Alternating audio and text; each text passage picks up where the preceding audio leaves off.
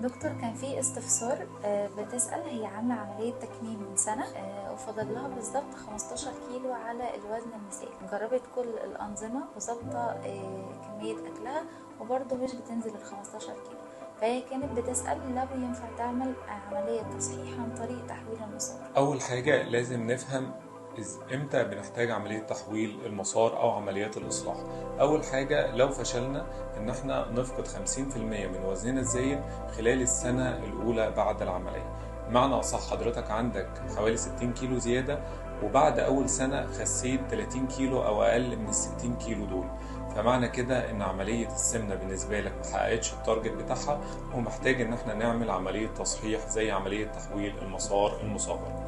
تاني حاجة إن إحنا المريضة دي لازم نراجع النظام الغذائي بتاعها، هل هي ماشية على النظام الغذائي مظبوط ولا لأ، وبتلخبط في الحلويات والكارب والنشويات ولا لأ. كمان معدل الحركة اليومي بتاعها، وهل هي بتلعب رياضة ولا لا. وكمان نراجع هرمون الغدة الدرقية، ونراجع مستوى فيتامين د.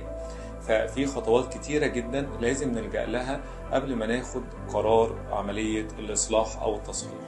فلازم نراجع النظام الغذائي، نراجع النظام الرياضي، نراجع هرمون الغدة الدرقية.